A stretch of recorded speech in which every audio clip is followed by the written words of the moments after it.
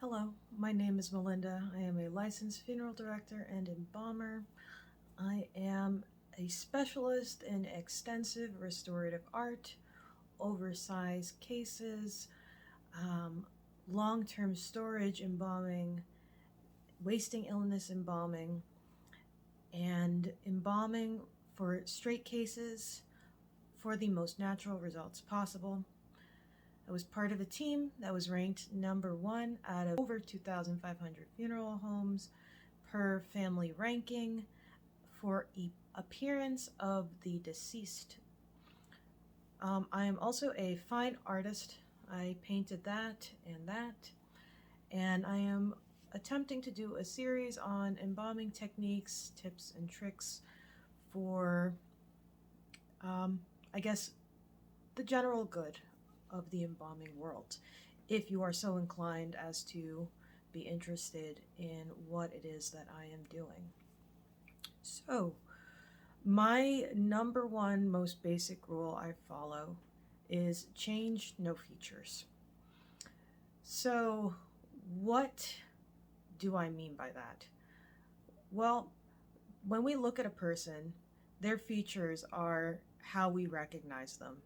And I know that sounds obvious on its face, but the point I want to emphasize here is that the difference between one person's face and another is huge when it comes to the accuracy of recognizing another person.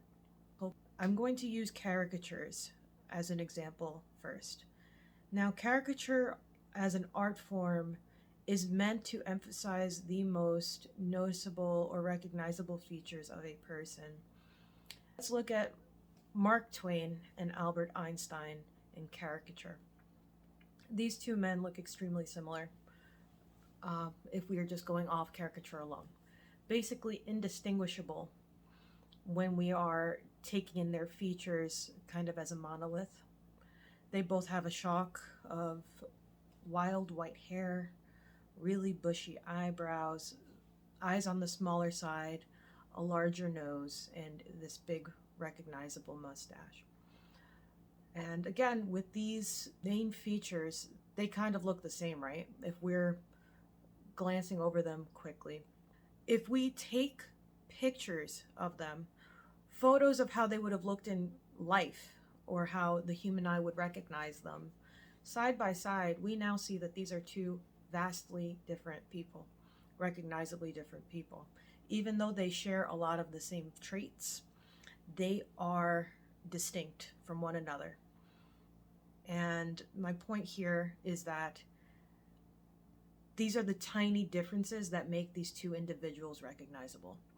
Let's say we're back in the age of when Mark Twain was alive and we were in charge of his funeral. I don't think Albert Einstein was alive at this point, but let's say they were around at the same time. So we were funeral director back in the days of yore, and Mark Twain's family approaches us and they ask us to embalm Mark Twain. So let's say we embalm him and we lay him out and we do his makeup and we prepare him. To a family who's seen this person every day of their lives and knows this person intimately and knows them, if they were put in photograph side by side with somebody like Albert Einstein, they would say, "This is my father, brother, etc." When we make any kind of changes, it is only by minutia that we are either preserving the features of Mark Twain or potentially altering him to look even slightly different. It is the difference by millimeters that person, that Mark Twain, could have looked like himself or closer to Albert Einstein. And that is immediately apparent to a family. So when they are, putting all this effort in to establish a funeral and funeral arrangements, and they come in to see that person for a first viewing, or we have the potential to make as big a difference between Albert Einstein and Mark Twain in the perspective of the family. And we have the potential to make the family quietly question themselves, wow, I paid for Albert Einstein's funeral and not Mark Twain's, not my Mark Twain.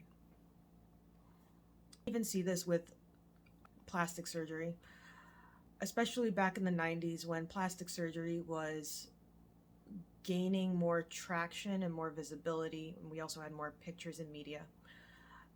It was very much a media circus if somebody, maybe an actress or a singer, got any kind of plastic surgery that changed their face even slightly. Nowadays, we have very minute plastic surgery. We have things like micro nose jobs. I'm forgetting the way it's worded, but tiny, tiny, tiny deviations in a face are what we need to maintain, to keep the integrity of the original face and the recognizability of the person.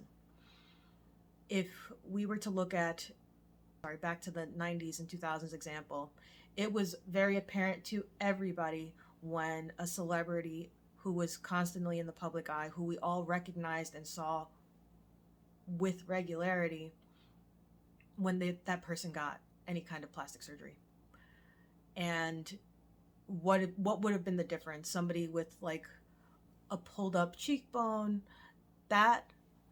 this maybe is what they would have gotten done, and this is what they were used to seeing. So, or maybe smaller lips is what the public eye would have been used to seeing.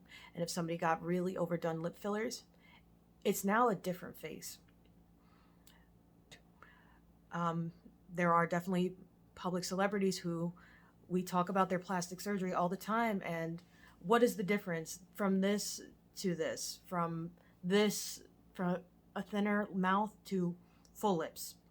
And it's by millimeters. If we took out a measuring tape, these differences would be so tiny, but they make an enormous difference to the recognizability of a person, especially to a family who has seen this person their entire lives and knows what their face looks like. Of course, there are exceptions to the rule that I will get into, mainly illness or extensive trauma, where the person rapidly goes from kind of stably or very slowly changing, of course with aging, which is normal and natural, and associate with familiarity. So I think that's mainly the video. I'm going to mention that I do have various social media with the same handle. I am Artful Embalming on YouTube, Snapchat, Twitter, and Instagram.